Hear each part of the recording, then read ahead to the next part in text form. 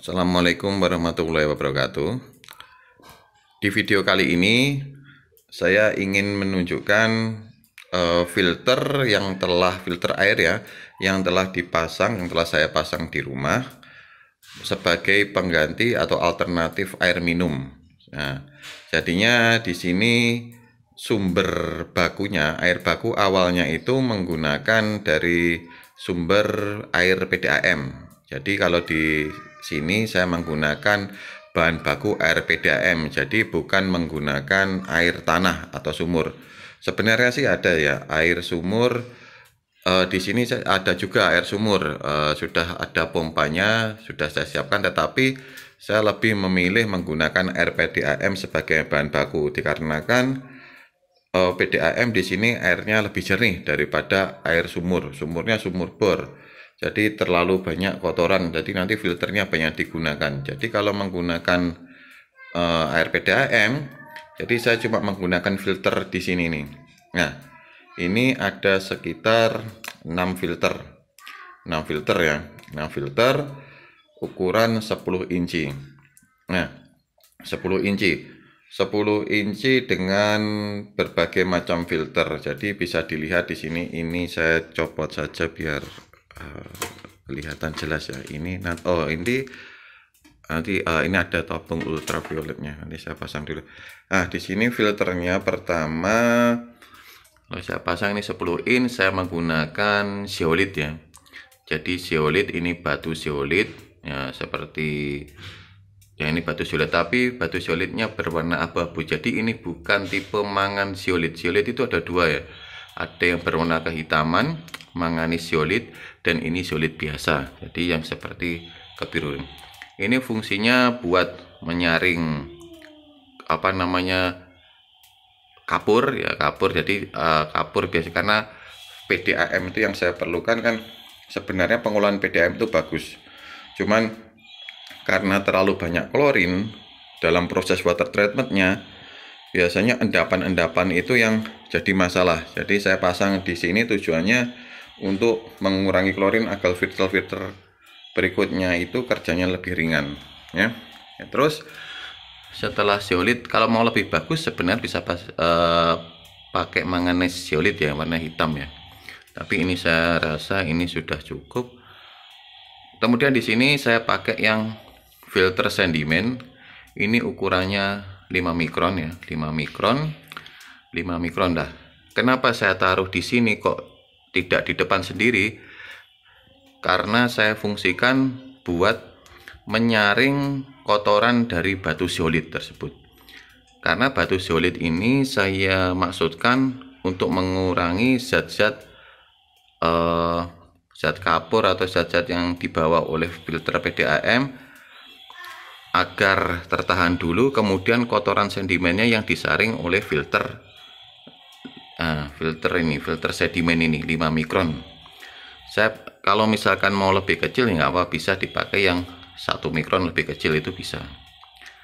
Terus setelah ini filter sedimen, di sebelahnya seperti biasa ya, seperti kebanyakan filter lainnya, saya pakai GAC dan CTO. Jadi untuk mengurangi rasa, bau, dan warna. Nah, biasanya kan kebanyakan di air PDAM itu kan bau klorinnya sangat menyengat. Jadi klorinnya itu sangat menyengat, bau kapurnya sangat menyengat, maka bisa diatasi dengan filter ini GAC dan CTO ya. Nah, setelah ini juga dalam keterangannya mampu menyaring sebesar 5 mikron. Jadi hampir sama seperti ini besarannya, 5 mikron. Jadi kalau ini 5 mikron, ini 5 mikron untuk yang lebih kecil itu pasti bisa dilalui. Jadi untuk sedimen atau kotoran yang lebih kecil dari 5 mikron pasti nembus di sini ya. Jadi lebih nembus. Yang berikutnya, jadi masih ada kotoran 1 mikron yang tadi.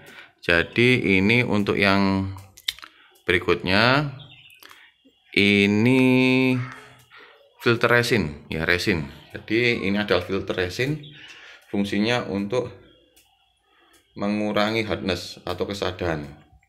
Jadinya biar airnya terasa agak enak.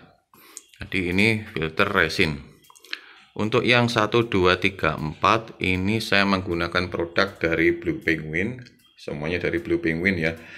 Cuman untuk tempatnya saya menggunakan dari Nanotech. Jadi meskipun filternya Blue Penguin, tidak mesti nanti untuk housingnya harus pakai satu jenis. Ini bisa saya pakai Nanotech. Jadi bisa dipakai. Terus untuk filter terakhir yang ke-6, ini harusnya dia fungsinya untuk menyaring kotoran yang tadi masih bisa lewat atau lebih kecil dari 5 mikron. Di sini saya menggunakan filter ultrafiltrasi. Jadi bukan lagi PP atau spoon ya. Jadi saya menggunakan ultrafiltrasi yang ukurannya lebih kecil daripada 0,1 mikron. Nah, jadi ini lebih kecil lagi, bisa disaring. Jadi harapannya air yang lewat karena nanti itu lebih kecil yang disaring kotorannya di bawah 0,1 mikron, maka diharapkan TDS-nya juga rendah. Ya, tetapi penggunaan ultrafiltrasi ini memang lebih baik dari filter sedimen ya. Tetapi ini masih lebih baik lagi kalau misalkan mau diganti yang seperti membran RO, itu penyaringannya lebih kecil lagi. Itu pasti lebih bagus nanti hasilnya. Cuman kalau membran LO tekanannya harus besar, berarti saya harus nambahkan pompa tambahan. Sedangkan di desain saya ini tidak ada pompanya. Jadi saya harus nambahkan pompa kalau mau memakai membran RO. Nah, kembali lagi ke sini. Setelah air masuk filter terakhir, air akan dialirkan ke atas. Di sini ada filter sinar ultraviolet. Jadi sinar ultraviolet seperti yang kita ketahui bersama bahwa UV-nya yang dipakai adalah UVC, ultraviolet tipe C. Jadi yang bisa membunuh bakteri-bakteri seperti bakteri E. coli, Salmonella dan teman-temannya yang biasanya ada pada air. Nah, setelah melewati sinar UV, ini saya taruh keran, maka ketika air keluar dari sini, nah, ini airnya bisa diminum. Jadi langsung bisa diminum. Nah, sumbernya tadi saya katakan ke PDAM, tetapi kalau di saya PDAM-nya tidak langsung dari PDAM saya alirkan ke sini. Tetapi PDAM-nya saya sambungkan dulu ke taruh di tandon di lantai 2. Jadi di lantai 2 ada tandon buat penampungan air PDAM, kemudian dialirkan ke bawah menuju ke filter. Jadi yang masuk ke dalam filter ini adalah air PDAM yang sudah ditandon. Yang sudah ditandon dengan maksud tandon itu saya gunakan buat diendapkan. Jadi biar lebih bagus lagi hasilnya. Endapannya kan turun ke bawah, setelah mengendap airnya dialirkan menuju ke filter. Nah, ini ya. Untuk tekanan ya, Kalau tekanan itu coba kita lihat dulu. Ini saya hidupkan ya. Jadi tekanan seberapa besar ya? Berapa besar? Ini saya maksimalkan di sini. Langsung turun ke bawah. Ini tekanannya. Ini tekanan langsung PDAM dari tandon. Nah, jadi lumayan keras. Cuman berapa tekanannya, berapa barnya ya tidak bisa diketahui karena tidak ada alat ukurnya. Tapi bisa cukup kok untuk mengalirkan ke sini. Coba saya nyalakan dulu ya. Nyalakan dulu lagi. Tadi ini ya sudah, ini saya buka maksimal. Udah, ini maksimal. Air masuk ke filter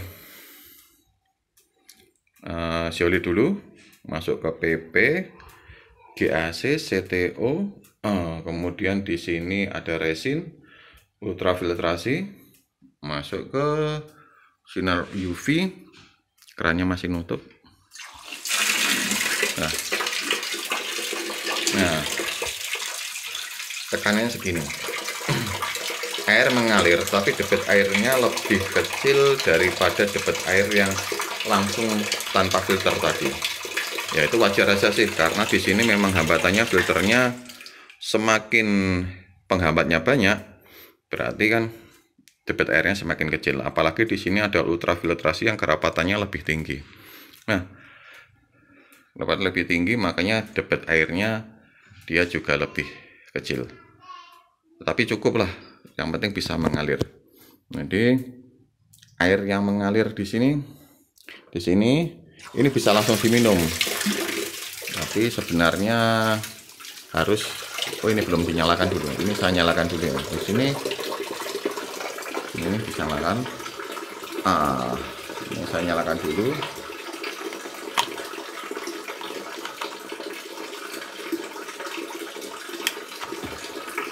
Nah, ada indikator walk bekerja, berarti sinar UV ini sudah memancarkan cahaya, dia bekerja.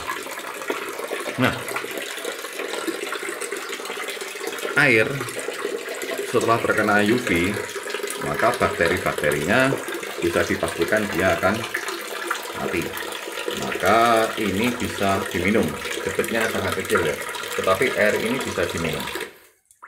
Jadi kalau misalkan dicium tanpa baunya sudah nggak ada, rasanya sudah enak, jadi bisa diminum, jadi siap minum. Nah, mungkin bagi teman-teman yang mau mencoba, silahkan bisa dicoba sendiri. Kalau masih belum yakin, loh kok air PDAM bisa diminum,